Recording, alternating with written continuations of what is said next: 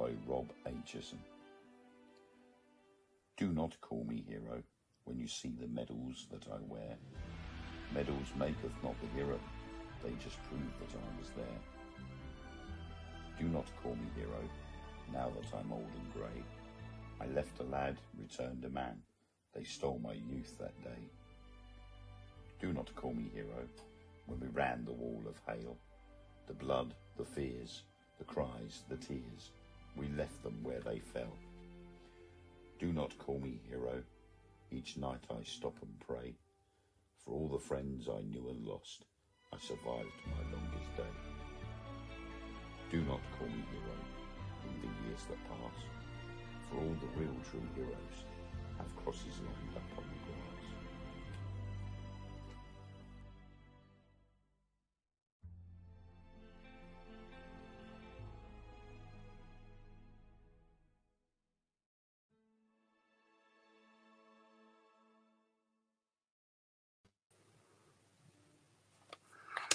Good evening. 06:30 hours on the 6th of June 1944, 7,000 ships containing 133,000 troops and many supplies and vehicles descended upon the Normandy beaches of France.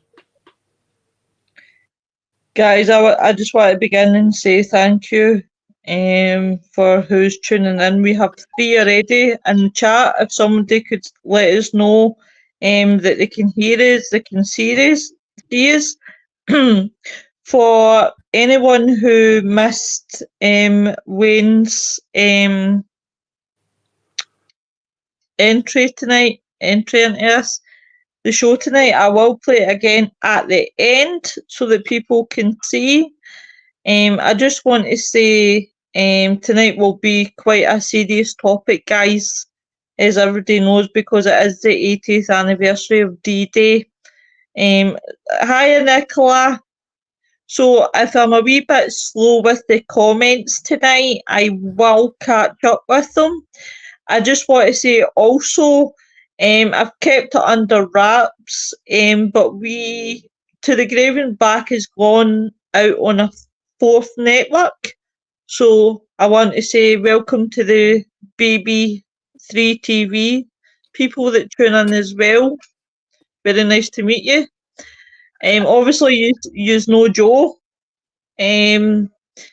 Myself, my name's Lois. This is Wayne. We make up Party to the Grave and Back. And please enjoy our show. So, but as Wayne was saying, it's a really, it really is a sad day, and I really want to extend my condolences to the man who was making his way there, who lost his life. He was 102. That man died, and that was a shame to read that as well. So yeah, during World War II in the Nazi Germany, D-Day was the name given. Invasion of the beaches, as Wayne's already said, there was a lot of countries that were involved. United States, Canada, United Kingdom, and I'll let Wayne name some of the rest as well. Yeah, there was between 13 and 15 countries involved during the D-Day invasions. And it wasn't just Britain, USA, and Canada, although they were divided between 5 beaches. Utah and Omaha were mainly the American beaches. Golden Sword were the British and other Commonwealth beaches, and Juno being the Canadians. But also Australia, Czechoslovakia, Poland, Netherlands, Norway, New Zealand, Greece, South Africa, and Southern Rhodesia also took part in the landings. There was just so many, and this actually takes me back to when we did the 22-hour thing for Zach. The 22-hour event. Joe, what do you remember about the D-Day? Like, no saying that you're at that age. I'm not that age, but I just remember it was talked about in history class a lot when I was in high school. I had some relatives that, what was that, World War I or II? II. Yeah. So I had some relatives that were still alive. But they wouldn't talk about it much. They preferred to talk in their native tongue to all the people when we get together, about the good old neighborhood days when they were kids before that happened. Yeah.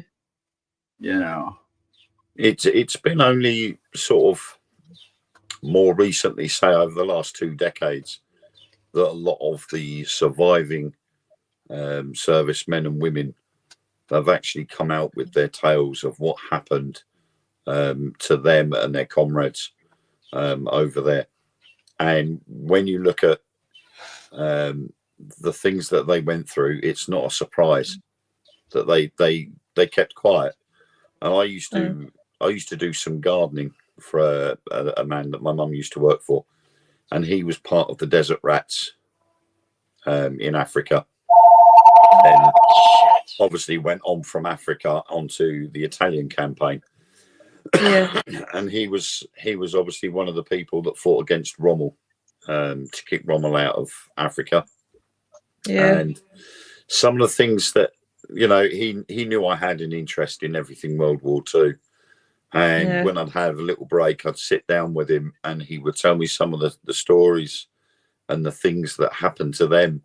And one of the biggest ones that was so predominant to even to now, I can remember him telling me word for word, they were very strapped of water, so they couldn't have a wash. And when you hear the quote, "Mad dogs and Englishmen in the midday sun," this story that he told me brought that out. And because they were short of water, they couldn't have a wash, but they had plenty of fuel.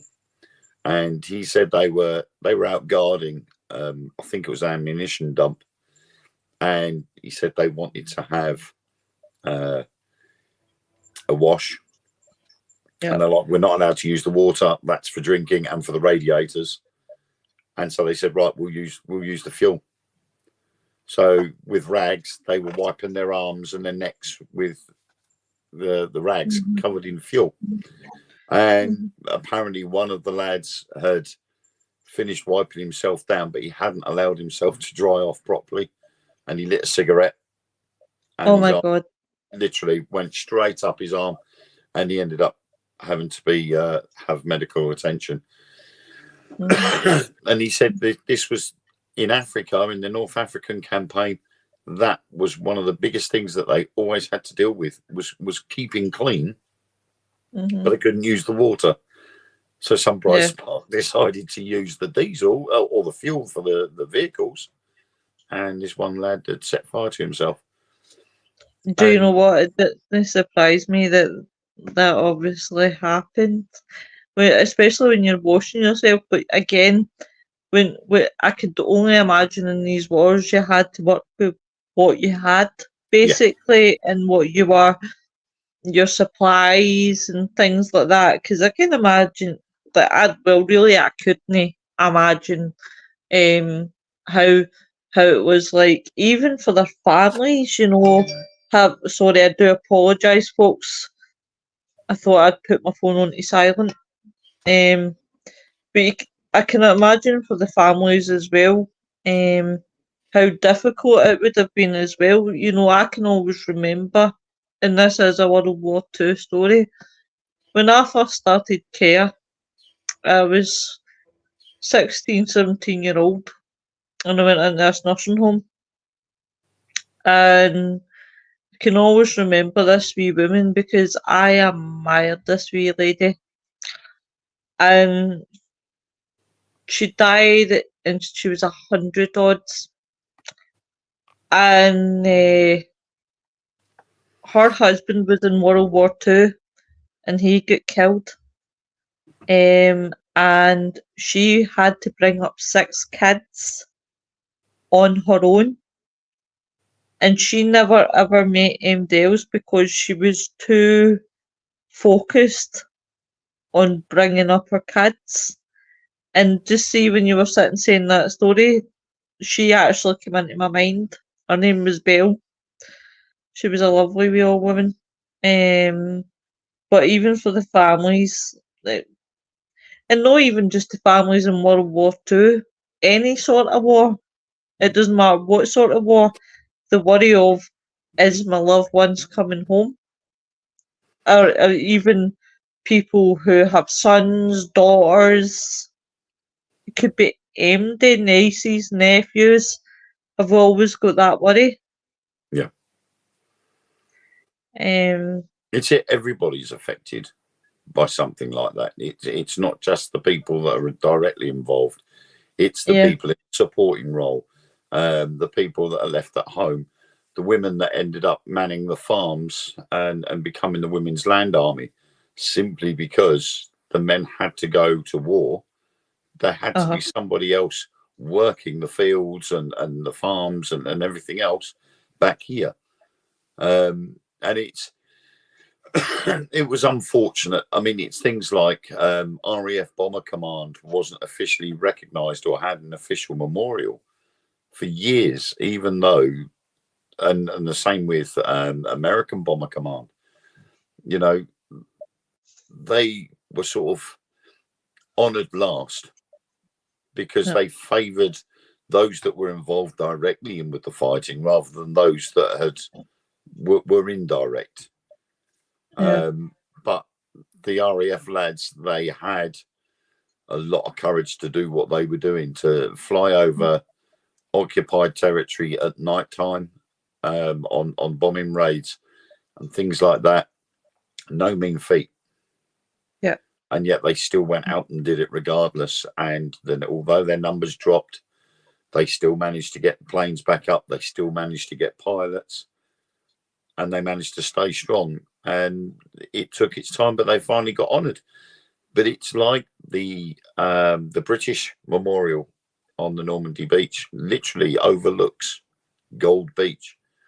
It's in the shape of the Union flag, and around the edges is loads of columns, and all of the people that died on the beach have their names on these concrete columns. Yeah. And then the silhouettes of the first days, the people that died on the first day, they've got metal silhouettes all around the outside edge of where the memorial is. And it's to signify everybody that died on Gold Beach. And that was only just thought up 10 years ago. That's horrible. That's horrible, especially how long, when you look how long ago. Sorry, Nick, I'll be wee in 2 wee ticks, and everybody in the comments, and Joe and everybody. Especially when you think that happened in 1940. I mean, that's when World War II began. It was 1940, you know, and you think these people, all these nations, all these soldiers that went to fight, all these people that gave up their life. I mean, and it's not just, again, it's just no World War II, it's everywhere, you know.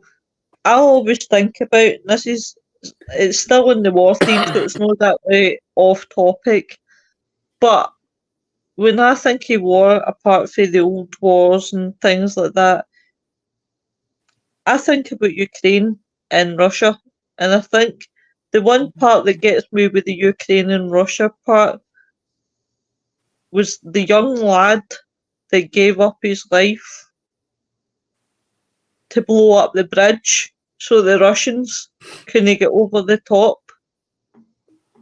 But again, when after it began, obviously Germany had invaded North western of France. The Americans entered the war in 1941 in December, and by 1942, they and the British, who had already been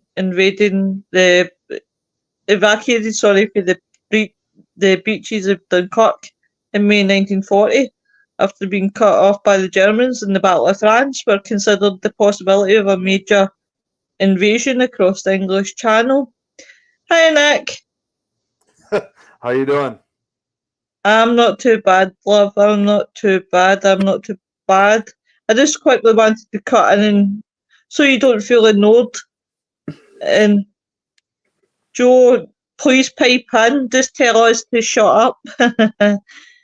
So I'm quickly going to give hellos out because the comments are building. Hey Nicola. Hey Rita. Eric says Rita's grandfather came from Germany during World War II. I still have his passport. Hey Tracy. Hey Dina. And Rita says, hey Nick. So I know you've got 4 pages worth of research, poor Wayne. Wayne, it has been 5 now, for God's sake. But what about the American point of view, gentlemen? How did it affect you guys in America as well?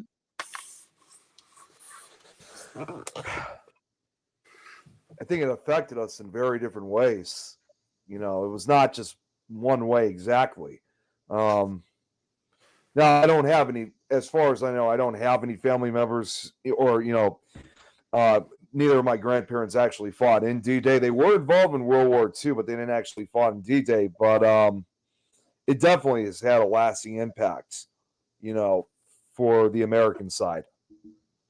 Yeah, but it actually sort of for the United States government, it actually had a longer lasting effect on yourselves, simply because before the bombing of Pearl Harbor, America was responsible for providing the UK with supplies.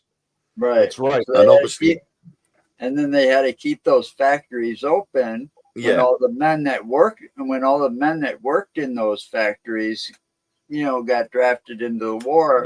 That's right. So you had a lot of women. Then you had, obviously, I don't think there were back then about child labor laws, but you had, some of them kids, and I'm saying kids because they're probably under 18. They were getting drafted to the war, or they were getting shoved into factories. Or in some cases, as with the my dad was just told me this earlier today, because as usual, normally I don't watch it, but my dad was watching what he always watches, CNN, and they showed a segment of the ceremony that was going on, and he told me too that although most of them today are in their mid to late 90s and even early hundreds now, that there were some that were even not necessarily, but a little bit younger, because my dad said it wasn't only just kids that were forced into this. Some of them, of course, also lied about their ages of getting in. Yeah. Well, yeah, there was a lot of that because the technology didn't exist to say, okay, you're not really 18, you're only 15 or something, 16 or 17. I know a lot of at the British Memorial in Normandy, there's 22,000 names etched in stone. 4 of those names were 16-year-olds. Oh, jeez. They'd go in really young. They'd go in really young. And it is. Yeah, the majority of the young. They'd forge birth certificates, or they'd steal their brother's birth certificates to go. Yeah. On some rare occasions, I know that some people under 18, not only, again, there was also some who not only lied about their ages, on some rare occasions, depending on where you were from, sometimes you still were able to join under 18 with as long as you had parents' permission. There was actually a story I remember hearing of it's not with D-Day, but it still involves World War II. It was a young kid who was going to join actually the Navy forces during the war. He was only 17 years old at that time, and his dad at one point says, "Son, you know what I'm signing right now? And he says, yeah, Dad, it's your permission for me to join the Navy and fight in this war. And he said to him, no, I'm signing your death warrant. Yeah. And that was one of the biggest problems. I mean, I even had that when I joined the Royal Air Force. Because I was only 16 at the time, I wasn't able to do frontline duty. So I wasn't expected to go on the front line and fire a weapon at anybody. But my parents or my mum still had to sign a release form to say she was happy for me to join. Mm-hmm. Regardless of what I said. Exactly. I was quite happy to join. I wanted to get in there, but they had to get permission from my mum first. And my mum said exactly the same thing. Yeah, because I mean it's a scary realization because you join stuff like this, especially back then or any war whatsoever. It's not that your parents are trying to scare you out of it or anything. It's just that what you're getting yourself into is most likely you're not going to survive, or if you do come back, you're not going to be the same. You're not. Yeah, you're not going to be the same person you used to be. Well, look at how many photos you see nowadays of shell-shocked soldiers from World War II. Well, it's not just that. I think the worst thing besides PTSD is the survivor's guilt. Yes. Some of them men, like your little story that you narrated at the beginning of this show, right? Don't call me hero, right? That happened a lot, especially with the World War II vets. They're like, oh, I'm lucky. Yeah. The heroes are the ones that didn't come home. Right. I mean, these old men would sit at the bar at the VFW and they go, we're lucky. Yeah. There was a guy that in a way I kind of interviewed about over a decade ago, and I believe he actually did fight in D-Day. And this was at the time when my grandfather had to go to not kind of like a rehabilitation center. He had health problems or stuff, but it was kind of a senior center at the same time. And we met a guy who, again, sadly, he's passed away since. At that time when we met him, he was in his 80s. And he, typical World War II veterans. He told me about it in almost like it just happened. Oh, geez. He told me about it just like as if it happened yesterday to him. And he was telling me, at that time, I was only 19 years old. So he was telling me in the exact same way, like he'd be like as if I was his grandson to him. And he told me about what it was like. And it's amazing that even after all this time, he got very emotional over it. He told that he told me he entered that day and entered that war at the same age I was, at only 19 years old. And he had friends of his that he saw getting killed in war, best friends of his dying in his arms. And you know how bad that is? It's horrible. I mean, that's got to be the worst thing. I mean, I can't imagine it. I've seen a lot of people die, but they've all been in the hospital. All right. But you're out in this field, you've got limited supplies, and your best friend, because you're spending day and night with these people, so they're like family to you. Yeah, you're far from home. He's dying, and because he got shot or stepped on a grenade or whatever, and all you can do is feel helpless because there's not a damn thing you can do about it. And that's the worst feeling in the world. It really is. I don't know, but I'll bet you that's the worst feeling in the world. It's got to be. It's really a situation that, even though you're fighting for your country, trying to stop with what Germany was doing, in the end, in reality of it all, losing your friends, seeing others people dying around you, knowing that you could be next or whatever the case is, this was really a situation in which it was literally every man for himself. Yeah, and it's not just that. I mean, when you look at the plans, the invasion began to ramp up in 1943. And Adolf Hitler obviously was aware of the threat invasion along France's northern coastline. And he put Erwin Rommel in charge of this spearheading defence operations in the region, even though the Germans did not know exactly where the Allies would strike. Hitler charged Rommel with finishing the Atlantic Wall, a 2,400-mile fort of bunkers, landmines, and beach and water obstacles. So ran all the way from Norway, right the way down to the Atlantic. Yep. Yep. And you could just imagine what you had to go through to get to your enemies. I mean, landmines. You've got to deal with. You've got to deal with other stuff as well. And it's not just that. When I think of landmines and when we talk about water, I think almost like the mines that come out the sea, and they just blow automatically. Or maybe I've just watched too much of Dad's Army. Well, you've got sea mines and you've got land mines. And there were some nasty landmines. Oh, and one step on it, you were done. Well, you were absolutely done. You got one of the newer landmines that they used. I think they called them jumping jacks. They were nicknamed jumping jacks because you'd stand on them. You wouldn't know you'd stood on them until after you'd stepped off them, and they would jump up in the air behind you and then explode at chest height, and they'd cut you in half. Yeah, it was like a sneak attack. Nasty. Yeah. And I guess, I'm coming in for being a carer point of view, where I have worked with men who are screaming out in their sleep. I used to work with a man who was so inconsolable, it wouldn't. You okay, Nick?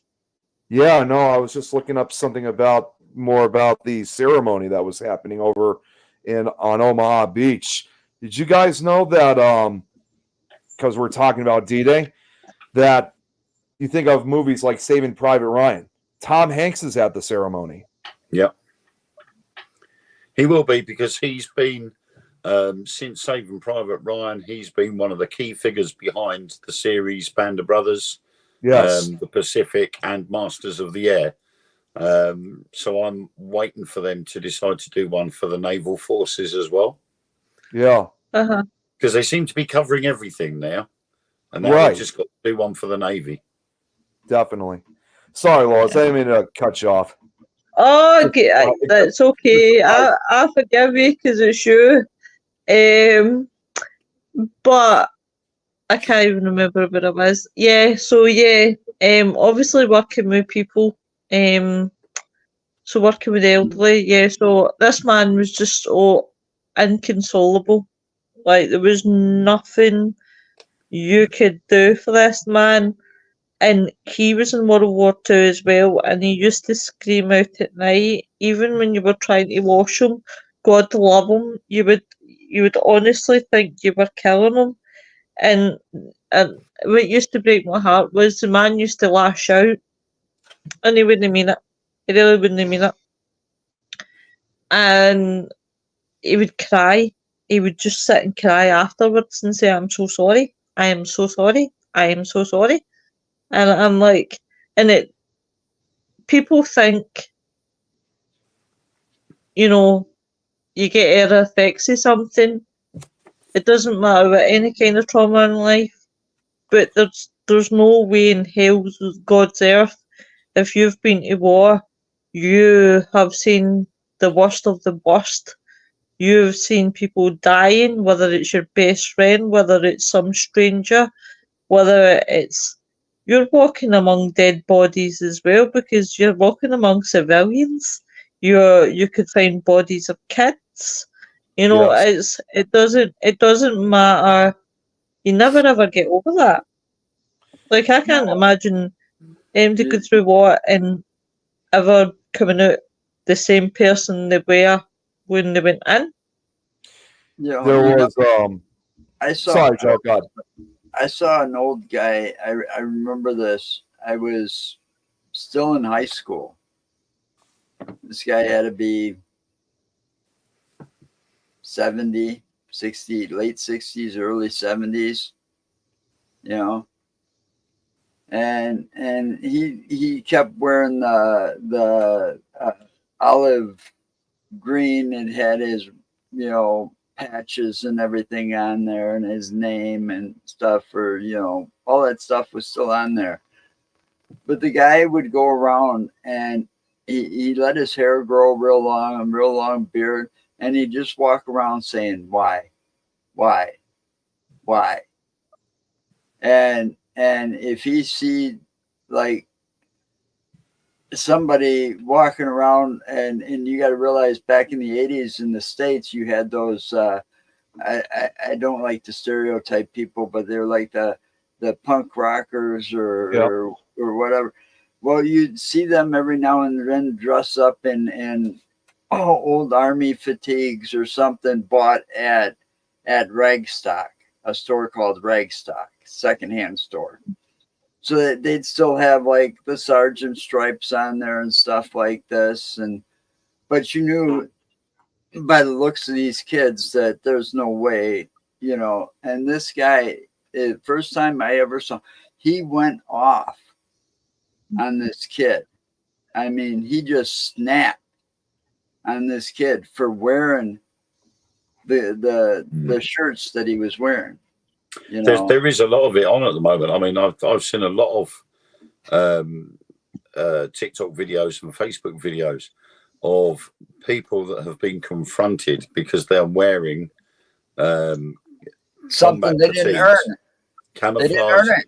Yeah, camouflage uniform, and they've got badges, and they've been called out because they've got the badges in the wrong place, or they haven't looked old enough to have served in certain aspects, right? And they've then been confronted about it, and they're like, literally, stolen valor. I'm sorry, but you know, you've got to get out. And we've got a group over here called the Walter Mitty Group, and they literally go out and they look at people that are claiming to have been in the military, claiming to be veterans, and they could be out begging on the streets because they're claiming they're homeless veterans. And one of the first questions they ask is, what's your serial number? Yeah, that's right. Because when you're a serviceman, you never forget your serial number. You memorize it. You have to memorize it. Yeah, well, I'm talking 30 years later, and I can still remember mine. Well, yeah, you should. You know. I was never in the service. I tried. You know, I got as far as the medical thing, and they said, "Sorry, you're disqualified." Yeah. You know, but you know, shit happens. But I do know during that time, because they had you know, go through all these tests and to get just the medical part of it. Yeah. I ended up memorizing my social security number at that time. Yeah. So I had that memorized at like the age of 17 when I was trying to enlist, and I got that far. And today I don't even have to look. That's one number I still memorized. And you know, if you get asked that same question, like what's your serial number, you know, it should come off at the top of your head. They want you to rattle that off pretty quick. You should be able to remember it like it's your birthday. Yeah, right. Exactly. Guys, I'm going to read the comments because they're sort of building up here. Hey Laura, I will sing you happy birthday, but I'll sing you at the end. Hey Richard, how you doing, love? We're all good. Eric says Jeremy also hated young kids joining kids killing children, killing children. Nicholas says yellow. I've seen it as well when they have flashbacks. It is awful, god awful. Okay. I wanted to get to this one. Just going back to Nicholas, what he said, it's really god awful. And the thing is, Some of them are so inconsolable. It breaks your heart because there's nothing. You could just sit a tiny millimetre away from them and try to comfort them, and they just won't have it. Yeah. Kate says, I will be eternally grateful for all those who fought against that regime in both world wars. Their sacrifice for the future generations of freedom, it was most selfless and courageous and honourable action that we can't even fathom. My grandparents and great-grandparents are among that great generation that gave everything. Remembrance is so important to all. Hey, Holly! Hey, if we didn't wash it, we didn't eat. Hey, Alison! So if I could say one, say two things. One of them is actually on Eric's comment about how he said Germany also hated young kids joining children, killing children. Unfortunately, that, as I'm sure most of you guys know, that originally wasn't the case, because when Hitler took over the reins, obviously, of Germany, he requested Hitler Youth, Hitler Youth, as he called it, to join. And at first, it was for kids at the age of 15 and over. But then as time went on, that age would later be lowered to 13. So, yes, Germany today, much like most other countries, would think better now, than to send child soldiers in. But when Hitler was running and took over and was running Nazi Germany, that was just nothing more than just adding more fuel to the fire. He thought the kids would be more aggressive than the adult soldiers were. And also, the Hitler Youth was one of the last sections of the German military to fight in World War II. Yes. They were the home guard. Yes. It's sad to think, too, because you got kids that, are just trying to live their normal lives, just trying to do what, kids, especially whatever. From them. Yeah, it's like they're just trying to be simple kids, doing playgrounds. Yeah, like they're supposed to be, enjoying life and doing whatever kids their age and back in the late 30s and 40s did. And here they were being taught to be merciless killers, hate different types of diverse types of groups. It was really sad that a lot of them were manipulated into this. The other thing I want to point out, and this was actually going back to when you were saying, Joe and Wayne, about these other kids that have these badges and stuff like that. I can't believe I'm even about to bring this up, and it actually disgusts me nowadays. I actually had an incident like that just a few days ago, believe it or not, at work. Because obviously a few days ago, over a week ago now, it was Memorial Day, and I'm not to change subject matter, but I'm gonna get right to it. A lot of people, as you guys know, I do this for the shows too. I dress up for different holidays, and I do that, of course, for different, for my job too. And people were asking me, "Are you going to dress up for Memorial Day?" And I thought to myself, wasn't really planning on it, because first off, it's pretty much the same as 4th of July, red, white, and blue. But to me, Memorial Day is not necessarily like an actual holiday to celebrate. It's to, for situations like this, remember our soldiers, who fought for our countries. And then one of the employees, who is definitely a little bit on the crazy side, he had suggested something, and I immediately said no. He had suggested to me that I should,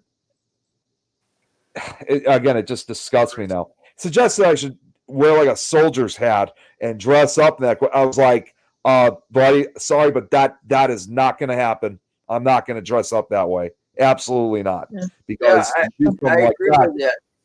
If you do something like that, that's going to piss a lot of people off, especially those who actually are. As a child wearing something like combat uniform, that was a kid's thing, wanting to play toy soldiers. That's like, war, that kind of thing. When it's a grown adult for walking kids around on Halloween. Okay, I can see that for kids on Halloween. Okay, and I'm talking little kids. Yeah. The ones that, aren't but too I mean, old before my son had problems trick-or-treating. with his hips, he used to go off down the woods with a ghillie suit and his toy gun, and he used to jump in and out of bushes pretending to be a soldier. That's the sort of thing kids do. Well, right, and when kids still had an imagination, now they play Call of Duty and pretend to play be a soldier online, nowadays. But I think these kids, these people that go around wearing, the uniforms, because they are uniforms, no matter how you look at it, whether it's the camouflage, or the dress uniforms, they're all uniforms, and they didn't earn them. I think that's a disgrace. Yeah. I had one of those olive green jackets, but I made sure all the patches and everything were off of it. And the only reason I wanted it is it made a great raincoat. Yeah. And it had that roll-in, the roll-in hood that rolled into the collar and zipped up inside the collar. Had a ton of pockets, and this is back in the day. I'm carrying a Walkman pocket, with 20 cassette tapes in another pocket, and extra batteries just in case in another pocket. But I would never wear something like that if I didn't earn it. See, that's right. Oh, definitely. I got a leather coat, and they see I still get harassed every now and then, but I earned what I have on my leather coat. I may not have earned it in the military, but I earned them. Exactly. And I've got the sergeant stripes, the chiffons on the collar of my leather coat, and I still get harassed about that. When you look at, for those that obviously truly haven't earned them, I mean, it's one thing, obvious, because again, sometimes people often get confused with this too, especially if you're making a movie or a document. It's one thing if you're dressing up, if you're doing like a reenactment or like for a film or a documentary. It's another thing, however, though, when people are just wearing them just because they want to, and it's just kind of a mockery. Right. No, I totally get it. If you're going to wear the clothing because you think it's comfortable, take the fucking patches off. Yes. Exactly. It's not that hard to take the patches off. You just need that little thing that's like a little hook that you can just. They're badges. Yeah. And that shit is just, people are just, that's lazy. Yes, it is. It doesn't hurt if you do it the right way. Yeah. In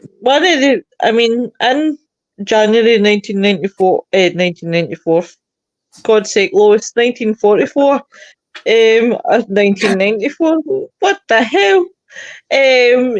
Obviously, you have got General Elshauer, who was thanks, Wayne. I knew I would slaughter his name. I looked at his name and I was like, oh my God, how am I going to pronounce noticed this? it when you said Romy earlier on. That's Rommel. Why did you not stop me? I thought, there you go with it. You said it twice, but I thought, no, we know what you're talking about, so I'll let it go. But when you said Elsenhauer, I had to react to that. I'm sorry. See, when I do something like that, please tell me when I'm wrong, because Well, I've told don't be scared. Thank you. Anyway, was appointed the commander of Operation Overlord. In the months and weeks before D-Day, the Allies carried out a massive operation. So what they were trying to get was the Germans to think that that the main invasion target point was between Britain and France rather than Normandy. In addition, they led the Germans to believe that Norway. What have I messed up? False information. Fact checker. We made the Germans believe that D-Day was going to be landing in Calais. And all along the Kent coast, we had fake air bases, fake barracks to make them believe that we were going to go through the Pas de Calais and into France that way. But what we had done was strategically bombed targets all along the northern French coast from Brittany right the way through to Belgium and Holland to confuse the Germans into thinking that we were going to be going in via Calais because it was the closest point between Britain and France. Thank you, dear. You're welcome. I like when people tell me I'm wrong because I'm like, thank you. Unfortunately, sometimes that's where Wikipedia messes up. Yeah. Actually, it's history.com. You can't trust Wikipedia because it's made by people and a lot of people can edit it. Yes, you can. Yeah, you they can add to it and take away. You know, That's my fault. Have learned never to trust Wikipedia. I don't use Wikipedia because it's one of the things I've. But also, you see, Lois, you didn't mention, you mentioned the fact about Britain being scared of Germany invading Britain, but you didn't actually mention the fact that Operation Sea Lion was actually the planned invasion of Great Britain, and that it was actually going to go ahead if it wasn't for the Battle of Britain. Right. If it wasn't for the Germans losing the Battle of Britain, Operation Sea Lion would have gone ahead and the UK would have had a land invasion by Germany. I remember several years ago, from my mom's side of the family, my grandmother, was living at that time. She actually had a letter that was from 1944, which, of course, obviously we had to carefully handle this thing because of the age of it. Of what it was. I don't remember exactly what it said in the letter, but even though most of my family, my mom's side of the family was from Ireland, this letter, if I'm correct, it's been I'm going to have to talk to my mom, so I might have this incorrect, but I'll still say it anyway. It was a letter that was addressing to, I believe, my grandmother at that time from a friend of hers who lived in the UK. Well, not my grandmother, not actually my grandmother, probably my great-grandmother in this case.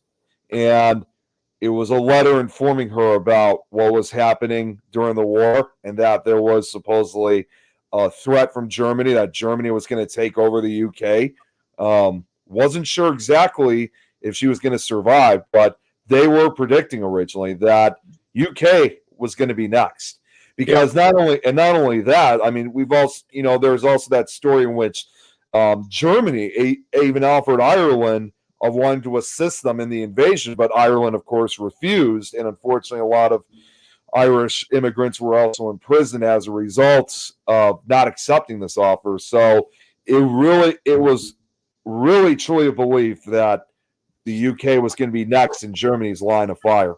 The UK was, because the Germans had actually started massing barges in German coastline and the Dutch coastline, right, ready to load up with troops and vehicles to head over to the southeast coast, and even the coastline where I am on the east of England in East Anglia. There was an incident near here called Felixstowe, and the beach was set on fire. Yeah, and there has been tales of Germans actually landing on the beach, and they set fire to the beach to stop them from getting any further inland. Wow. I'm just going to kind of read the comments as well because they're tiny. Polly says they knew most Americans would hesitate to shoot a kid. That's why Vietnam vets were called child killers. Super cool red blue. Some may call it mocking. Alison says a lot of fake badges too. Kate says, look at Prince Harry. Never know what possessed him to wear what he did to that party. Then Robert says Hitler had even picked his house in the UK. Hi, Robert. Alison says pretty cool.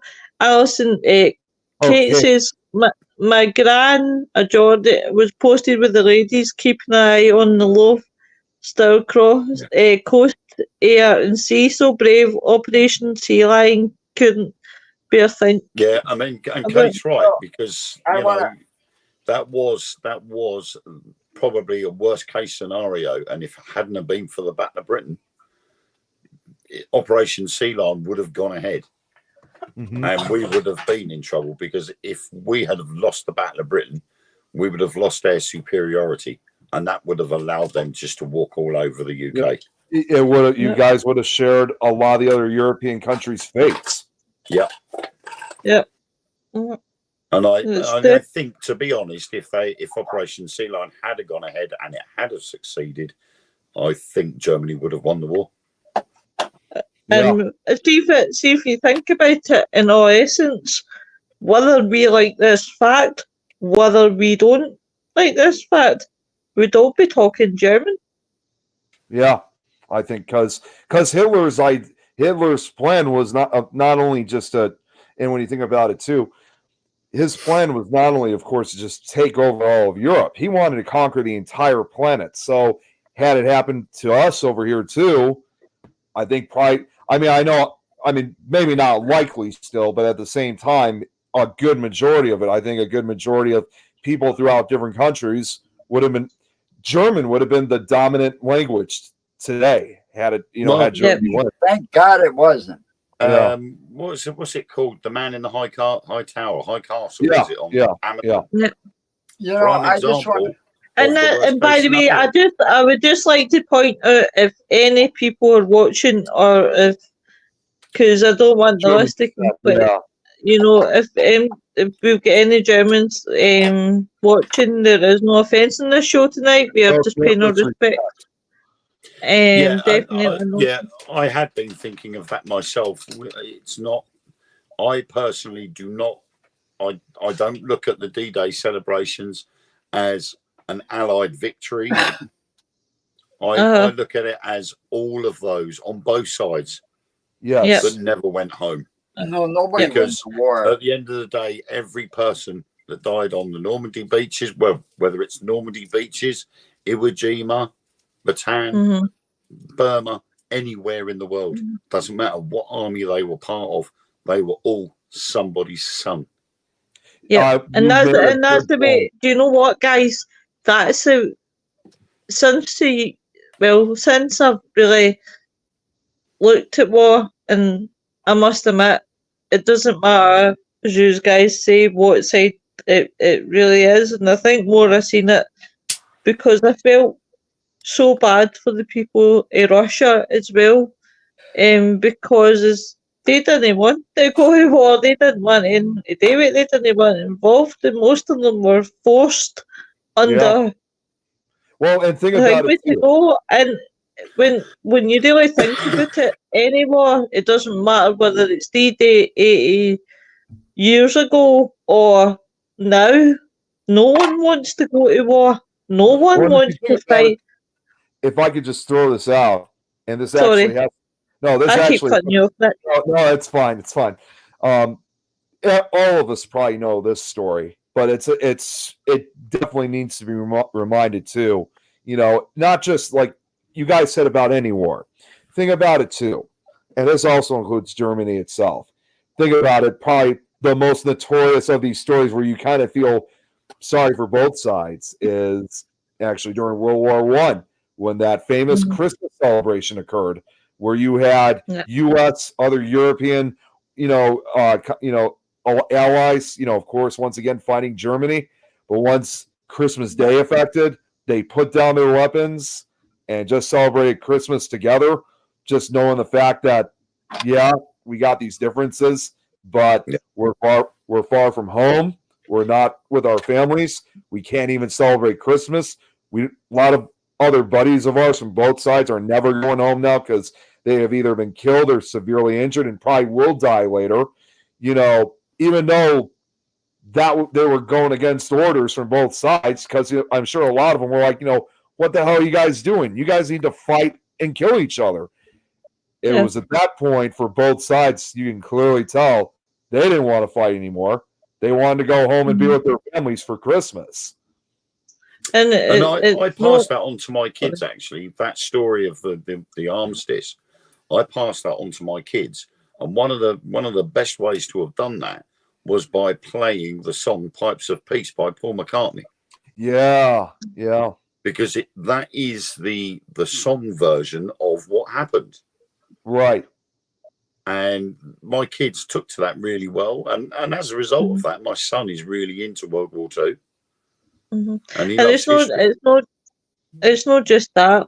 If we really go back further, and since we're talking about this very, very openly, you know, we're talking about any sort of war, and I just want to say it's no disrespect to any day or any day, but when you go further back in history, the biggest thing, and I don't know about, and this is for Wayne, because he'll get it, but not saying that you guys in America won't get it, but when you go back in history, I don't know about Wayne, but it really bugs the shit out of me, is when people continuously bring up the Scottish and English war, like the William Wallace, Robert the Bruce, things like that. When you go back in history and people bring that up, and you'll get the odd occasionally, oh, aye, the Scots hate the English, or the English hate the Scots, and it's just like, get over it.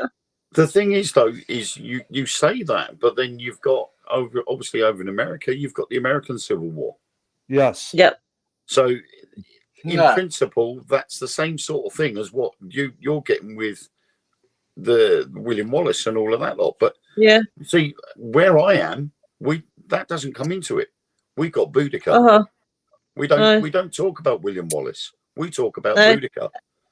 And Queen Boudica was worse than William Wallace. The other thing about that is, do you know how many people tend to watch that one movie over and over and over again? Braveheart. Oh, Braveheart. Oh my God! Do you know what, guys? Never seen it. If English is watching this, if I'm not mistaken. See, if English ever watch this, they'll be saying you're definitely racist against Scotland. But absolutely, I don't like that film. You know what I like? I like the soundtrack. Topic all the time, and people are discussing it a lot because that movie got so famous. See the soundtrack. I love the soundtrack. I love seeing war films. See if they have really, really beautiful music. Like, see the music you had, Wayne, for your video. Yep. I actually really, really enjoyed that. Okay. And what I'll do, guys, because while we're on about that music, while it's still in my head, guess who composed that piece of music? Oh, come on, we're not playing Name That theme. I'm going to go Mozart. Close. Oh, Anna? I don't know much about classical music, but that's about the only one that I really... Oh, Robert. Yeah, Robert got it. Robert got it. Hans Zimmer. German-born American. Oh, really? There you go. But so, inadvertently, when I found that piece of music that I was able to use, it turned out that when I did the poem, I was honouring both sides. I thought that a German-born musician in with the poem. So technically me, but I love any sort of because most of these wee themes are really dead nice, especially when you put it to things like that. I mean, your video, which guys, Lois. I've just read what's said about me. Yeah. Do you know what? I'm not even getting the satisfaction of a comment, to be honest. People want to get a life, really. But anyway, carry on. Yeah, let's just carry on. Carry on with the show. Let's ignore them. So anyway, with the distractions away, so yeah, the wee types of music are really, really, really dead nice. One soundtrack you should listen to, and I first watched the film a long time ago, and my mum had to watch the film first because I was too young to watch it. It was rated 18, and that's The Killing Fields, and that is about the Vietnam War. But the soundtrack itself was done by Mike Oldfield, who did Tubular Bells for The Exorcist. Good theme. And the soundtrack for The Killing Fields was done by him as well, the entire soundtrack. And it's emotional, and I even got Ellen to watch the film The Killing Fields, and it made her cry. Cry? I blood my eyes out. There you go. It is a very sad film. Which film is this? It's called The Killing Fields. Oh, The Killing Fields. I haven't seen it, but I've heard of that film. It's an amazing film. Yeah. Although it is a little bit bloodthirsty, but it tells you about the Vietnam War from a journalist's point of view. Yeah. Not nothing to do with the physical two sides or whatever. It was about the journalist's struggle to escape the area. And the soundtrack to that is absolutely beautiful. And that can make a difference when you're producing a film like that. Just to sorry to cut the show just now, guys. I do apologise about this. I've got a massive big distraction in my comments. There's nothing I could do. Oh my God. I'm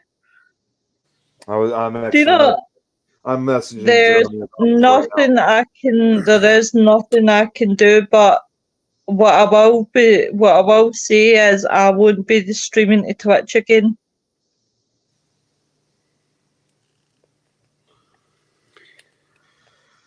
I mean, personally, I think that is very disrespectful, and whoever that is really needs to learn to grow up, get a life, and come off of the platform, because that is disgusting, and you will be reported.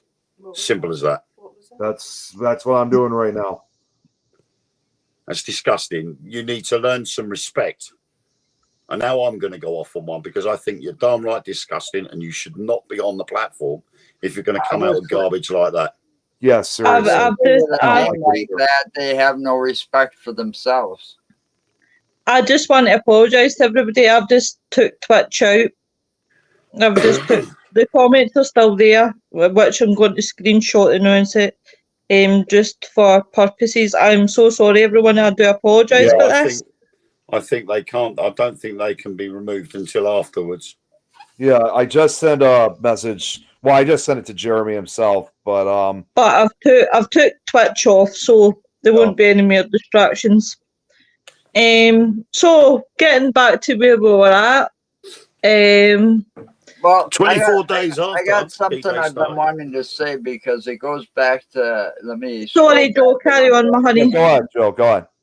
It goes back to that comment where he said that's why Vietnam vets were called child killers. But I want to make a comment that you shouldn't really say things like that because I know this for a fact. All right, I knew quite a few Vietnam vets. Okay, and one of them liked to really talk about Vietnam quite a bit. And when he did, he's like, he didn't like shooting them or killing the children. But you got to look at it from his point of view. Those Vietnamese, and I'm not trying to be offensive, but you're talking about a war that happened. They'd use the children and have them carry grenades, or they'd have a gun. So it was like he either was shoot the kid or be killed himself. So in that, those Vietnam vets had no choice in some cases. Yeah. Well, and I wanted to actually add to that. there was some atrocities done on both sides. Okay. I want to actually add it. If you look at something like, and I'm sure you've seen, I think we've all seen this movie. You look at a movie like not Full Metal Jacket, Platoon from the 80s.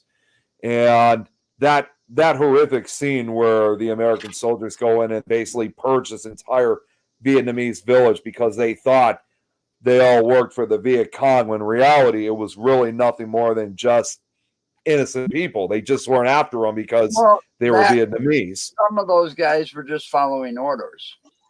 See, that's what I was about to get to. There were some who were forced to do it. They obviously didn't enjoy it, but you also did have a share of other soldiers out there that, wanted to do what they wanted to do. So yeah, but it's like if they in Vietnam, sometimes they'd come across the village, right? They'd dig a trench, and the village all that'd be left behind in the village were like women, children, and old men, right?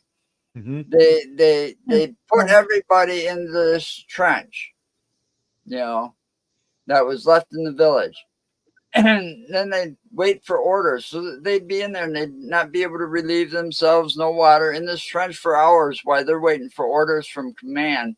And then they surround it and they're above this trench with their guns and they just blow everybody away in that trench, all innocent. Yeah, I know. It's horrible. But it's the paranoia that their officials put in them, the drugs that they were given at that time and taken, not just the pot, but there was like acid and all kinds of other shit going on. But still, that was an atrocity. But I mean, you're standing there and you're going through the woods and you're standing there and all of a sudden the kid's in front of you and he's got a gun or a grenade. It's either going to be you or him because he's been trying to kill you one way or the other. Right. And at this point, that kid don't understand right from wrong yet because he's not old enough. So he thinks what he's doing is right. So he's going to kill you. Yeah. Yeah. And so now it's kill or be killed. Is they get brainwashed. Right. Yeah. So now they it's get like brainwashed kill or into be believing killed. that what they're doing is right. And regardless of the outcome for them, they think they're doing the right thing. And that film, The Killing Fields, prime example. They're sitting in a restaurant having a cup of tea, and they're just chatting away about what photos they're going to take and how they're going to write a certain story. And then out of nowhere, a moped comes riding down the road and blows up. Yep. Yeah. And all those innocent people have got caught up in the middle of that. Well, they had a term in just about every war. They've had a term for those people. They're like some kind of kamikaze pilot or something. Yeah, it was similar to that. Yeah. They know they're gonna die, but they're like, "Hey, you're gonna do it for your country," Yeah. And they think they're doing what's right. So they know that they're carrying a bomb or riding a bomb, and they're gonna go down with it, but they're gonna take 30 or 40 of the opposing force with them, their enemies. Yeah. Oh, So hey, Noreen, I've nearly missed you tonight. I had visit. How dare they knocking? Exactly, you tell them it's to the grave and back night. Birdie. Birdie. Nigel.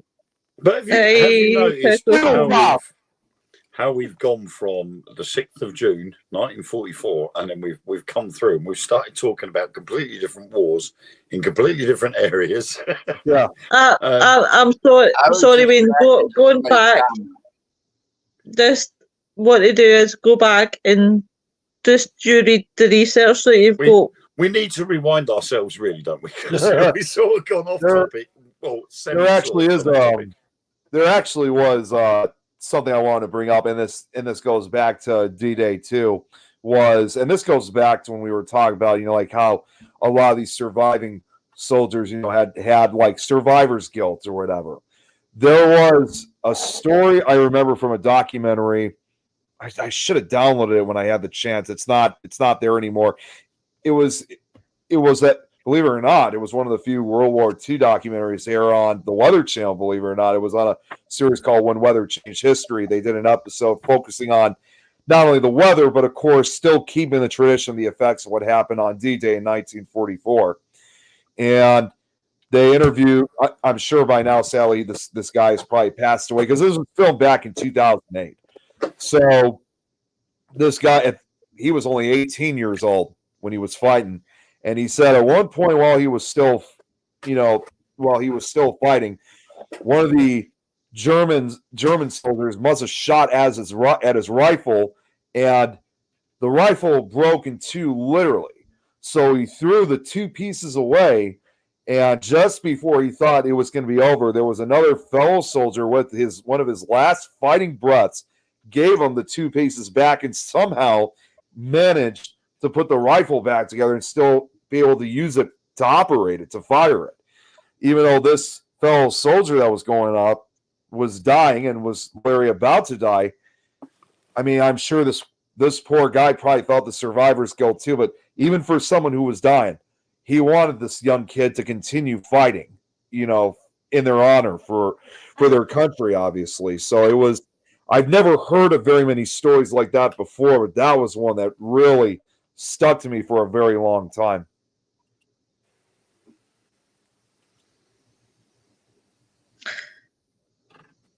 Hey. Tom says I was late to watch because I passed out in my chair after being out mowing in the sun all day. Right, Wayne, I'll let you go for that. Well, I mean, basically, by the time the first day of D-Day had finished, just on Gold Beach alone, 4,400 casualties, dead, sorry. There were 10,300 casualties and dead in total on the first day. But in total, by the 24th, by D-Day +4, no, D-Day +24 even, over 850,000 men, 148,000 vehicles, and 570,000 tons of supplies passed through the Normandy beaches. Wow. That's just within 24 days. Almost 1 million men and supplies and everything else went passing through Normandy beaches. Yep. However, it wouldn't have been complete without our friends in the American Airborne Divisions. Yep. Simply because the 82nd and the 101st Airborne Division, which Easy Company from Saving Private Ryan fame and Band of Brothers fame, basically were given the task of dropping behind enemy lines to clear areas and enable to ensure the D-Day landings would go ahead a lot smoother than they did. They sent over 300 Pathfinders from the 82nd Airborne, and they were to be parachuted in 30 minutes before the airborne troops were to be landed. However, some of the gliders and the aircraft that were sent over with the Pathfinders didn't quite make their target. Some were ended up being shot down and were ditched into the sea or into the canals and dikes and all over the place. But the majority were misdropped. I think the closest any of the Pathfinders got was a mile within the designated target. Now, their job was then to come along with special flares and markers for the airborne gliders and aircraft to fly over and drop the airborne troops in. And they were then given the task of heading towards the likes of Cherbourg and enable the Allies to supply or get the supplies in off the beaches, stop the Germans from coming through to Normandy. And that will then enable them to have the port of Cherbourg as a docking station to bring all the supplies. But it took 3 days to do that, simply because they were all dropped off target. So the overall effect took about a week for them to break off the beaches. simply because they needed the system behind enemy lines to work to enable them to go. And in total, there was 13,100 men were given that task, and that's a lot of people. It is. But then France itself wasn't actually officially liberated until February 1945. But some small parts, there were some small pockets of resistance from German forces at the Atlantic ports in France. So after the Vichy French went into exile in Germany, and this was part of the problem for France during World War II, was the fact that you had the Vichy French and the Free French. And when the Germans rocked into northern France, the Vichy French took over, agreed and signed a pact with the Axis agreement, and that allowed Hitler to take more control of France quicker than he should have done. So he was basically helped from the inside. But once the Vichy French went into exile in Germany, it was then down to the Allied forces and the French resistance to force out the remaining pockets of German resistance. But that didn't actually happen until the very end of the war, which was on the 5th of May 1945. So they still had German resistance right the way up until the ending. But Paris was liberated on the 25th of August 1944. So you can imagine the amount of time it took to finally take out the remaining resistance from the German forces. So, I mean, when you look at it, you've got so many men dedicating their lives to stopping what's going on. Yeah. And, you know, and it's not just it. I mean, we do digress. We say about the Normandy beaches, but obviously we got to remember there was the Italian campaigns, there was the North Africa campaign. Yes. And then you had, obviously, you go down into Malaysia and the Asian campaigns with the Japanese and all that area. It was constant. And so that's why we have the victory over Europe and the VJ Day. And again, it's nothing against the Japanese now, because what's done is done. That's all forgotten. We've all moved on from that. Yeah. But it doesn't stop us from remembering those that gave their lives so that we can have our freedom. Well, here's something here's actually something I should bring up, because a lot of you don't really hear this very often, and this is actually more, again, not just Normandy, but also particularly with Omaha Beach, because obviously Omaha Beach still exists today, of course, and it actually says, and it even gives you a reminder for all those, you know, who sacrificed their lives. You know, like, it's not only just those who are, you know, who are dead and buried and gave their lives for not only just here in the United States, but for all of theirs in respective countries. But even pieces of debris can sometimes give you that reminder, like where this originally came from, because it turns out, I am using Wikipedia for this, but I actually found this on other sites too. They say that even today at Omaha Beach, jagged remains of the harbor can be seen at low tide. The shingle bank is no longer there, cleared by engineers in the days following D-Day to facilitate the landing of supplies. The beachfront, of course, obviously today is more built up, and the beach road extended. Villages have grown and merged, but the geography of the beach remains as it was, and the remains of the coastal defenses can still be visited. Of course, at the top of the bluff overlooking Omaha near Colville is the American Cemetery. But here's what's really interesting. What I found here is that in 1988, particles of shrapnel, as well as glass and iron beads resulting from munitions explosions, were found in the sand of the beach. And the study of them estimated that those particles, believe it or not, would remain in the sand of the beach for 1 to 2 centuries. So even 200 years after D-Day has occurred. for those Oh, that, God. will be there long after us. They're still going to find particles of what happened 80 years ago now. Yeah, I mean, before the current D-Day celebrations, there was a test done on some of the sands on 4 of the 5 beaches, and they have found particles of cordite in the sand. Yep. Obviously, cordite was one of the main propulsion tools used to shell the beaches.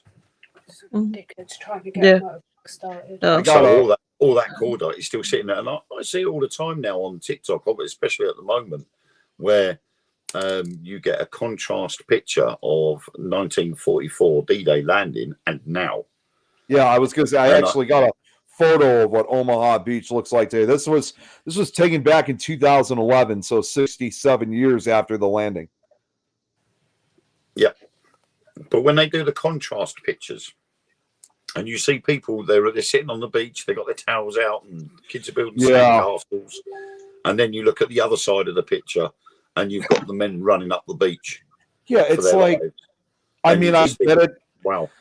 I'm sure prior to World War II, this was probably a popular, summer resort area, for people to go swimming and whatnot. But of course, D-Day changed all that.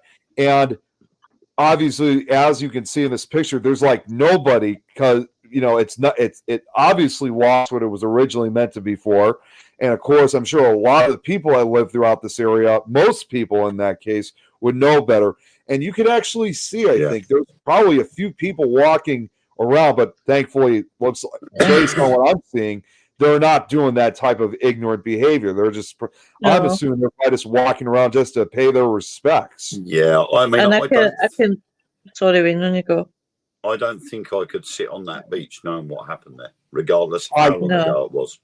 It's basically a beach that, although there's still particles are still found, and the beach obviously still, even though the beach is still somewhat much cleaner than what it was, this beach will forever remain in bloodshed. It's hard to basically talk about Normandy and especially Omaha Beach without talking about the significant amount of blood that literally painted that entire beach red.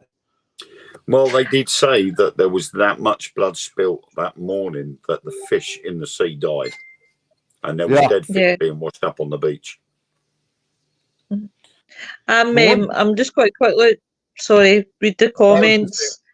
The one thing Robert said, I'll wait. I was just going to say, the one thing I just got to say real quick, and a lot of veterans have said this, is I think a lot of them that really bothered them so much, especially not only just with that sheer amount of bloodshed, but just the absolute silence that followed after when things finally came to an end.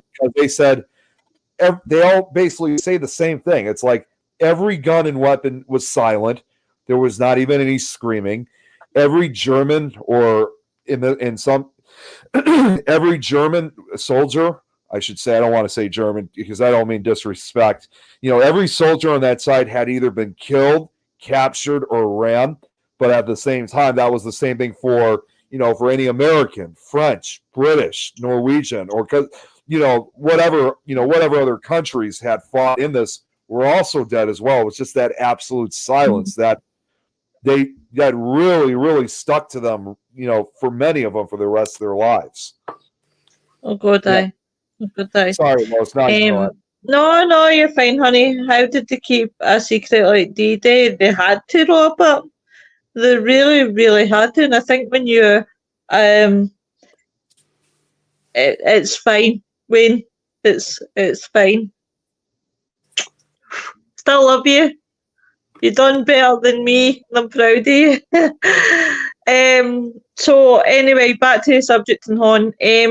So you've got to imagine that these soldiers had to keep this secret. It was like they couldn't even discuss. And I suppose when you join the forces, there's a lot of secrets that you've got to keep, even when you go undercover. And it doesn't matter. Well, when a top profession, obviously the forces, other people that are put into these situations, But yeah, you do end up, you have to keep as many secrets because there's many things that my papa didn't tell me about. Pickle Tom. It wasn't. Hang on. It Oh, sorry, honey. It wasn't all about just keeping secrets. It was all about misinformation as well. Yeah. Like we're sort of forced into misinformation today. They used misinformation tactics back then. They used radio broadcasts and they gave false information. And like I said earlier on, they'd set up fake barracks and fake airfields with inflatable tanks on and inflatable aircraft to make the Germans believe that it was going to happen at a different place at a different time. And that enabled them to keep the secret of D-Day a lot longer. They knew it was going to happen, but they weren't too sure where or when. And so they had got Rommel in the wrong place at the wrong time. Yeah. But by the time it all kicked off, Rommel couldn't get there quick enough to make a difference. No. Had Rommel had been in the right place at the right time, it may have been a different case. Yeah. The thing about it is, you've got to be pretty clever to pull off one of those, and for them to actually believe, that. And I suppose when you think about it, when we're talking about obviously children who were put into these wars, they've got to be pretty brainwashed as well, pretty believing stuff to do this. Again, it all comes to the thing that Pickle Tom says, Pickle Lois broke her BB3 TV cherry today. Didn't want to miss it. Thank you for having us, young sir. It's okay, Sarah Louise, you know us, we're easy Ozzy. She's asking, did you see a programme Jeremy Clarkson did called The Greatest Trade of All? I haven't watched it. Any of you guys watched Jeremy Clarkson? No, and The Greatest Trade of All? I watched Clarkson's film. I've never ever seen that. Sarah Louise says a lot of spilt blood in the sand.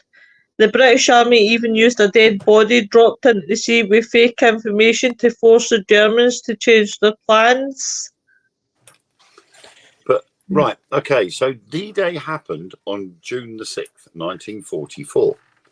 But have a guess, give us a rough idea, guess, when D-Day officially started. Now, I'm talking about the planning and the actual start of D-Day, because the actual start of D-Day wasn't really June the 6th, 1944. I would have said, if I had to rough guess that, and thinking how big the operation is and the planning and everything else, I would say it would be roughly 1934. 35. The Second World War hadn't even started. Yeah, I was going to say. But you're not going to have a rough guess, roughly. Well, how can you plan for D-Day when the war hadn't even started? Yeah. Well, okay, I should be blonde. You're going down the conspiracy theory that this was planned, weren't you? You leave my conspiracy ass out this. You're a little bit too early. A little bit. I've been a bit good tonight. Okay. I love that. Nick, any idea? I'm gonna guess sometime. I'm gonna think much sooner than Lois thought, but I'm gonna think it must have probably been maybe after Pearl Harbor, so like late 1941, early 42. Okay, Joe.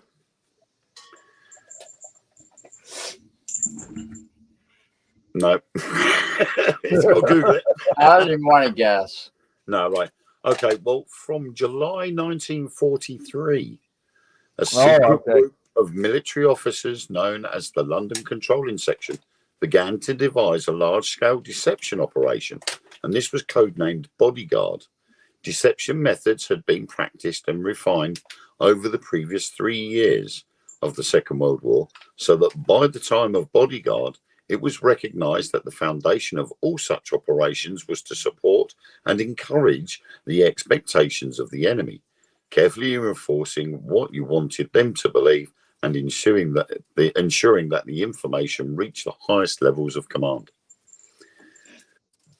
So D-Day was a long thought process, because Bodyguard's key objective was to mislead the Germans about the timing and location of the Allied invasion of northwestern Europe. And Operation Fortitude South, one of its main elements, aimed to convince them that the invasion could be via the Pas-de-Calais. Oh, jeez. So the Allies were then assisted in this deception by two important factors. The first of these was Ultra, the code name for the intelligence received from Bletchley Park, where a crack team of codebreakers had successfully broken the German secret coding system Enigma. The Germans, convinced that the Enigma machine could not be broken, remained totally unaware of this fact and their consequent vulnerability, so the Allies could check the success of the information or misinformation that they planted by intercepting and reading the decoded responses. The second factor was the Allied control of several double agents by the 20 Committee of MI5, the British intelligence agency under the double-cross system. Their direction of these agents was such that the Germans were completely... I was going to say, Joe was going to get going, so didn't mean to cut you. Bye, Joe. Yeah, right. Their direction of these agents was such that the Germans were completely unaware that they were being constantly manipulated. Yeah. Then you had the key manipulations was to make the Germans believe that the information would take the invasion would take the shortest and most obvious sea crossing from Dover to Pas-de-Calais. This aimed to ensure that German defences and troop concentrations were in that region. So the weaker, obviously, would be where the real invasion would be. Yeah. So, as a part of the wider Bodyguard plan, Operation Fortitude South was designed to reinforce this belief, and it also aimed to make the Germans think that the invasion of Normandy, when it happened, would be a diversionary tactic, so that for as long as possible after the real invasion, they would still believe that the main invasion would be coming from the Dover area, and this would ensure that they would not divert German forces from the Pas-de-Calais to provide reinforcements in Normandy. Do you know what? I've really, apart from the monstrosity, I've really enjoyed this. And it's been really good to have covered such topics like this. And Wayne, you and Nick and Joe, you have been a godsend. It's been a really good show. If I could just say one thing too before we end things, because and I want to speak this out, of course, obviously with today being the 80th anniversary of it, with the ceremony, you know, not saying it in a bad way, but it seems like a lot of times you see a lot of these, you know, memorials and stuff, and it's usually only dedicated to, like, again, mainly just for US, UK, France, and Canada, when there were several other countries that fought alongside with us, you know. So I definitely want to just give a shout out, not only for, of course, our US troops, UK troops, French troops, and Canadian troops, but also for those that, you know, who fought alongside with us: Australia, Belgium, Czechoslovakia, Denmark, France, Greece, the Netherlands, New Zealand, Norway, and Poland. You know, I can't give as big of a thanks, you know, for all those, you know, who fought alongside and were willing to sacrifice their lives for not only just their allies, but for their respective countries as well. But I also just give a shout out, you know, because I still want to offer my sympathies for maybe not necessarily everybody, but for these German soldiers too, who were manipulated and were forced to fight and lost their lives at such a young age. And though you've just taken the sentiments out of my mind, it is it's not only just the people that fought our lives, for our, for us. But it's also the people in Germany and the innocent souls as well, because it's not just about who fought and who did their service, as you all guys say, or who's been manipulated, but you think of the innocent civilians that have been shot and killed. The ones that didn't agree, that didn't want to be part of it. Yep. And my heart goes out to everybody, because war is up. Must be a really, really horrible thing. A really horrible thing. It's also going to be horrible for descendants of those too, who actually were descendants, who actually are grandkids, great grandkids of the real enemy, like the actual Nazis themselves. There's nothing there is absolutely no doubt in my mind that they have to live their days, they have to live their lives day by day, knowing where their blood originated from those who actually, from the actual Nazis, the actual ones who were truly evil and wanted to create this invasion and eventually this war. I feel absolutely sorry for these grandkids and great grandkids. They got to live with that. I mean, that's one of the things. I mean, my oldest son, Ethan, went off to Germany last week. He spent 3 days over there, and they went to Berlin. So they went to the Reichstag, they went to the Brandenburg Gate, and they went to Sachsenhausen concentration camp. And he came back home. He'd shown me the photos already. He managed to get Wi-Fi at the hotel, and he'd sent me the pictures. And he turned around to me in the car one day, and he said, "You know what, Dad?" He said, "I want to go back." He said, "But it was so weird." Because I knew what had happened there. And I asked him the question. I said, "Did you hear any birds when you were in the concentration camp?" He said, "Dad, that is one thing I never heard. Not one single bird." Wow. Not even to this day. I've heard it from various people that have gone to various concentration camps that have been turned into memorials. And the main one is Auschwitz. Auschwitz. You know what? People have said the same thing. No birds whatsoever. Not only that, there was actually, I don't remember who it was. Undoubtedly, of course, Auschwitz, as well as many of those concentration camps, no doubt, are haunted. And I actually spoke with an investigator who actually did try investigating Auschwitz one time, not for fame or anything, just wanted to get answers. He was doing this with complete respect. He wasn't trying to make this like fun or anything. He just knew it was a place that wasn't very wasn't a big place to be investigated. So he investigated for a few.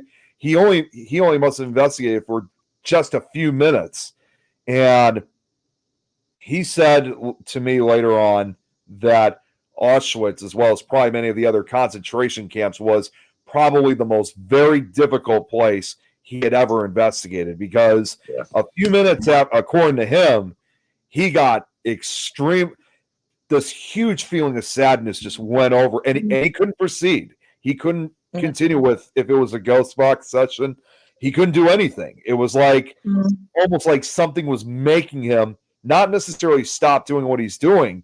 It's just the pressure was just too much. So without a shadow of a doubt, again, it's probably the most difficult place to ever investigate. So would I tell people not to? It's kind of hard to say. I probably wouldn't. I would discourage them. At the same time, I wouldn't stop them. But I would just tell them, you try investigating this place. It's not that easy. It's not like other places you go to. I would find it very difficult to go somewhere like that. Doing what I do, and sort of being partly in connection with my spiritual side. Yes, I don't think I would. If I was to walk through the gates at Auschwitz, I would also automatically go into overload, and I'd have to walk out. It's a very difficult place to go to. I am worried that because I want to go to Germany and I want to go to other places and go to Auschwitz and see these places. But I'm worried that I'm going to walk through them gates and I'm going to get thousands of people all screaming in my head at the same time. Yeah. Yeah. And don't get me wrong, like with Sarah Good. Louise, she's been to Germany, and don't get me wrong, Germany is a great country. It really is. Yeah. But in fact, I actually do have a couple of paranormal connections out in Germany. So I know a lot of people there are great, just like anybody else. But you always have to remind. I'm sure a lot of them do too. You always have to remind yourself about what occurred there almost a century ago and the effects it's had, not only just involving D-Day, just the entire war in general. And this is something that will definitely remain forever.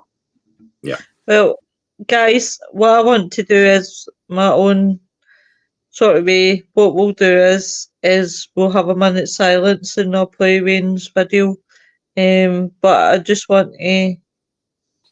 If we're going to do that, can I come out with a quote first before we do the minute silence and then go out of it? Yeah, honey, carry on. Because I don't know any of you have watched the series Band of Brothers, but there's always been a quote. Yeah, I watched it years ago. There was a quote there that has always stuck with me, and Band of Brothers is for me has been a series that I've been really able to relate to, because I, like them, have managed to jump out of the back of an aircraft, and so I know how terrifying it is. It's not an easy thing to do, and obviously in them days it would have been even worse because there was little objects coming towards you at Mach 1.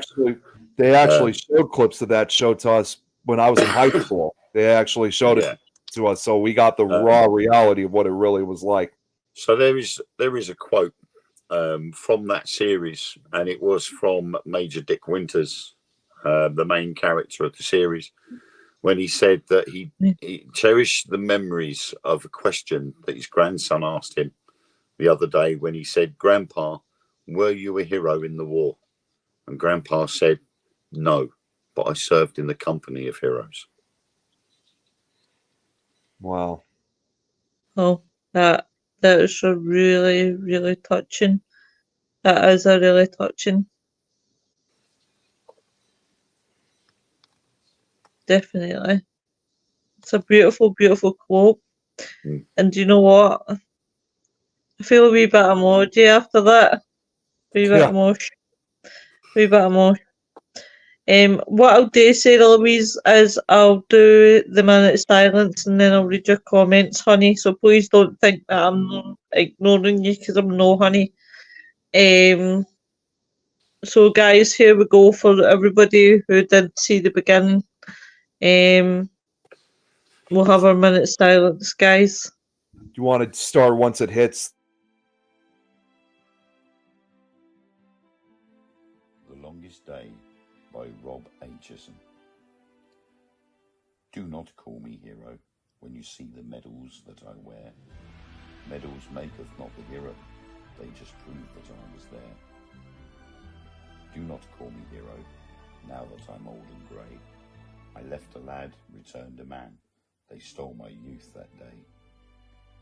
Do not call me hero, when we ran the wall of hail. The blood, the fears, the cries, the tears, we left them where they fell. Do not call me hero, each night I stop and pray. For all the friends I knew and lost, I survived my longest day. Do not call me hero, in the years that pass, for all the real true heroes have crosses lined up on the grass.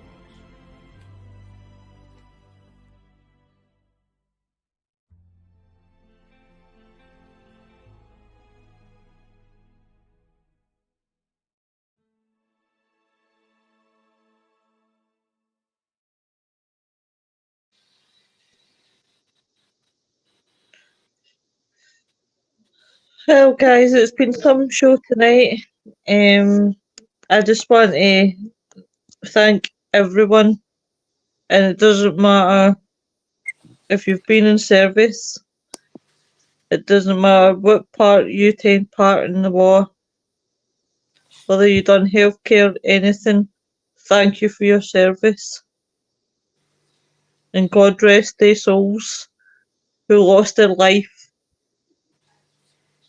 And God guide those who are still alive today, who still have to live with what they went through 80 years ago. Yep, definitely. There isn't going to be many of them left. They reckon is going to be.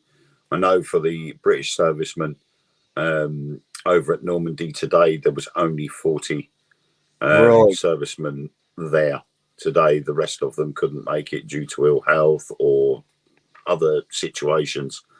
But they reckon that by the time the next big anniversary comes around, there won't be any surviving members left. No. So it really has got to be down to the following generations to never forget them. Definitely.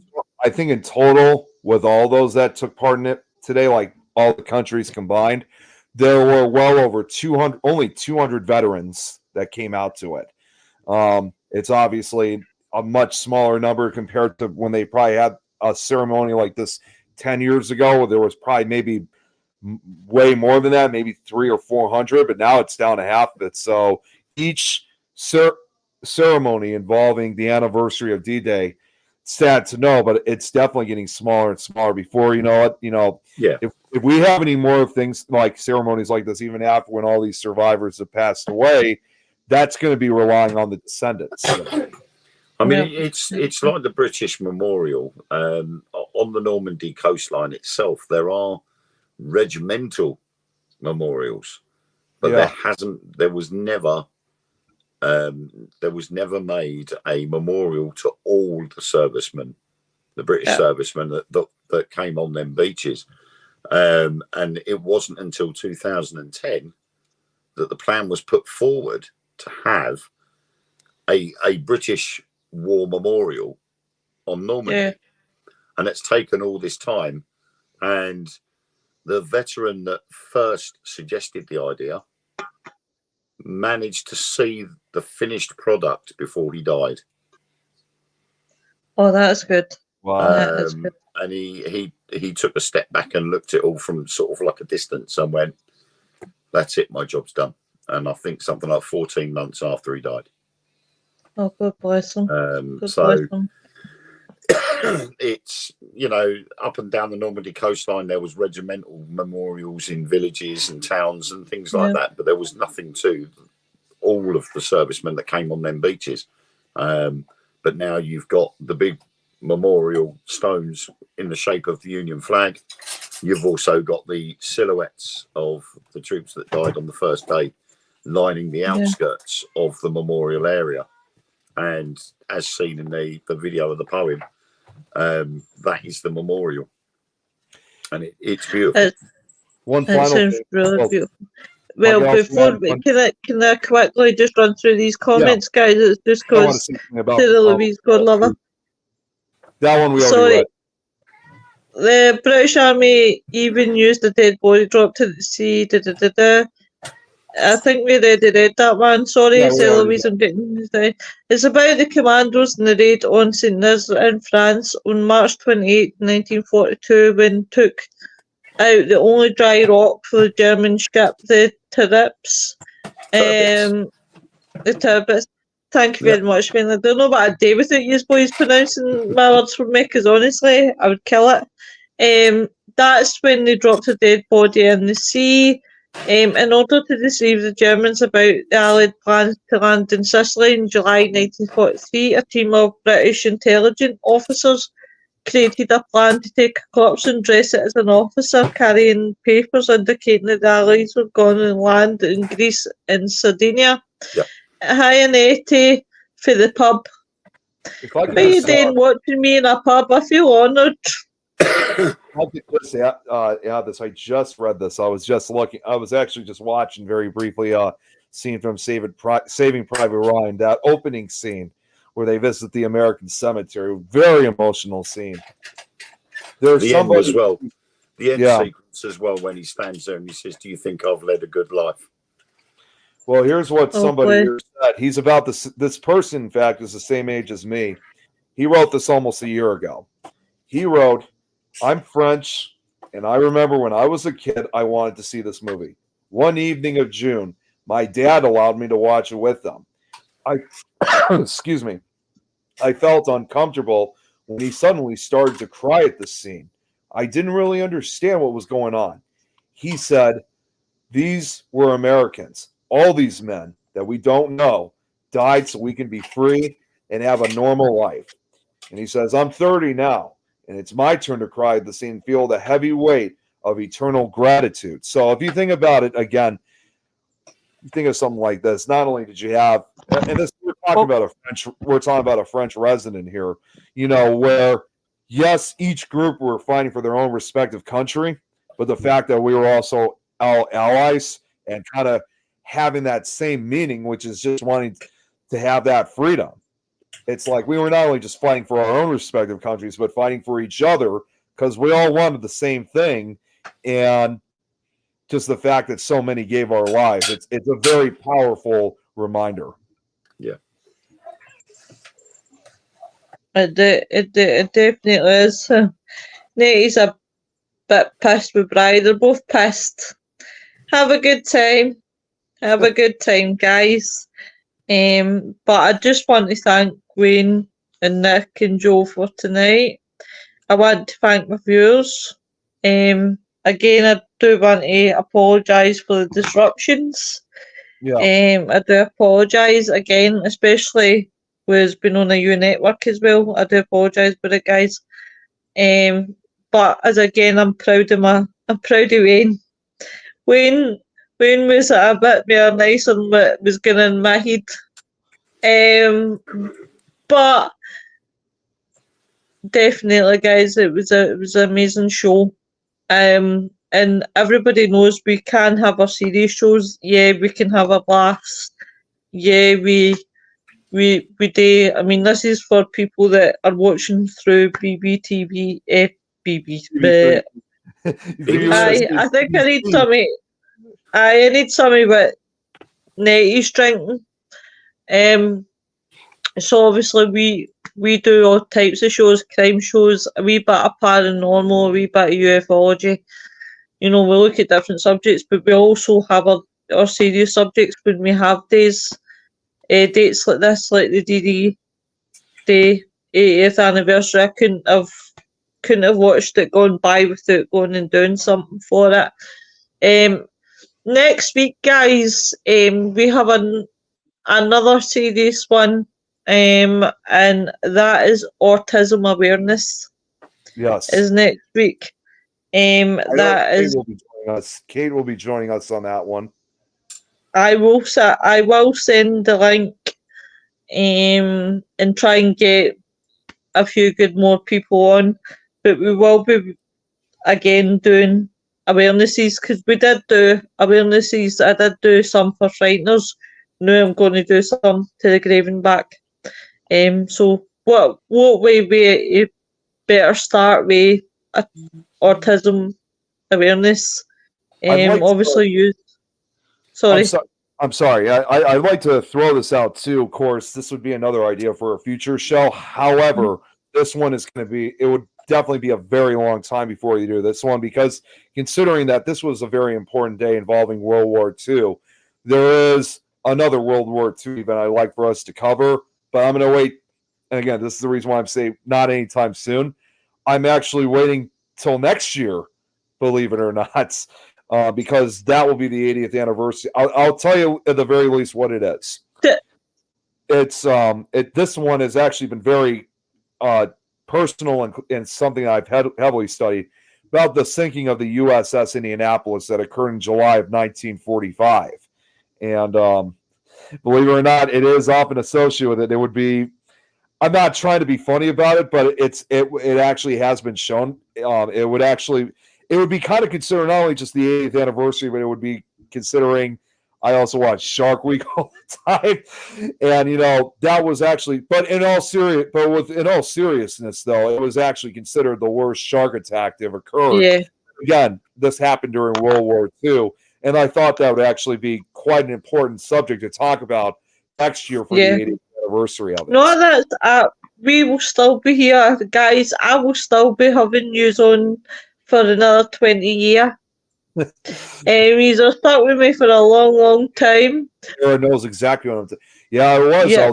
That was the ship that carried parts of the Hiroshima bomb. Yeah.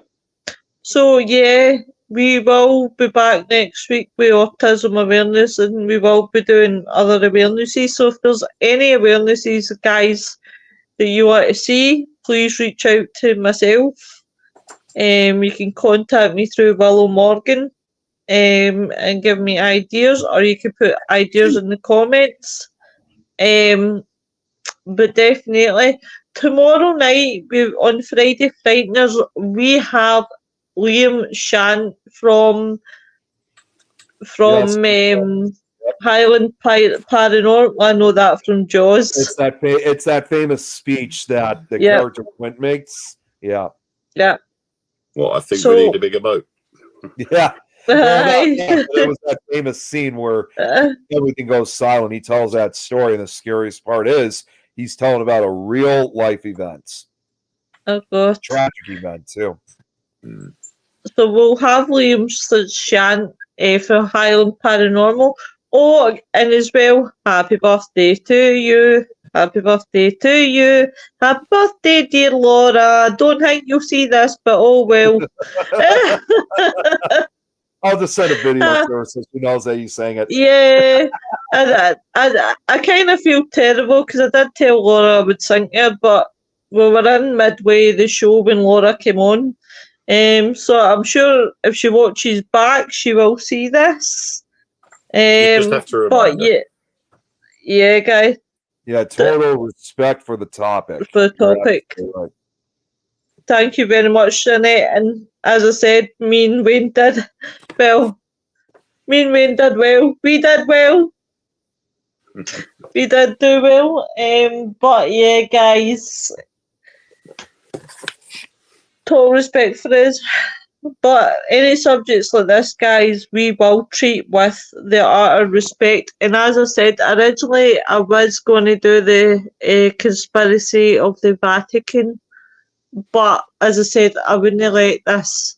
I wouldn't let this go by without recognising it. But what I will say to you guys is, when we do the conspiracies of the Vatican, it's no way defacing any sort of religion. We just don't work like that. We treat every subject there is with respect. We even, as I said, we do look at crimes, and a lot of the crimes that we will be talking about, sorry guys, I don't know what it is. I've got this thing again that when my gran died, my eyes were awful irritable, so I'm so sorry that I'm sitting here having my eyes. I have no idea what's setting it off, but it's like I'll need to go back to the optician.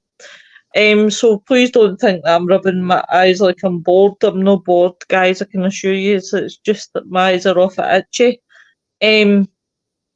So yeah, we will be talking, as I said, we talk many things serious, and as I said, when we do the Vatican, I just want people to know out there that we're not doing it with any malice or anything like that, because at the end of the day, the way I see it is there's a load of conspiracy theories out there.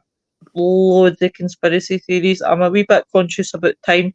We'll go a wee couple of minutes there, but not too much, because I'll be running into Joe, and then Joe will be chasing me up the street. But there's a lot of conspiracy theories out there, guys, and the Vatican is part of that conspiracy theory, and I'm not going to shy away from it, nor am I going to shy away from a lot of the crimes out there. I was quite funny about doing it at the beginning when I started podcasting and doing shows like this, but now that I look at it in reflection, I say to myself, these topics are out there. People are speaking about them. Well, you've got to remember, me and Mark have discussed the Vatican and what's in the vaults and what things they've been up to. quite a few times now over the last couple of years. Yeah. So, you know, we've not been scared of any repercussions, but we haven't, like you say, we haven't done it meaning to be nasty towards any religion whatsoever. Yeah. We just think that people have secrets, regardless of who they are. And really, those secrets should not be secrets anymore. Yeah.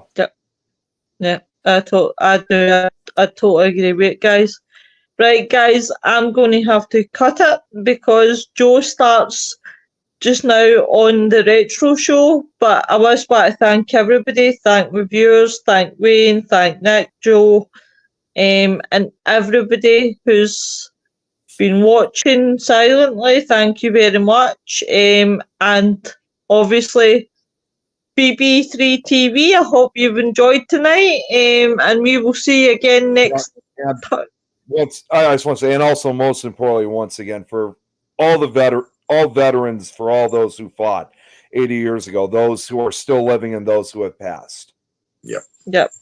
God bless your souls. Good night, everyone. Good night, everyone. Good night.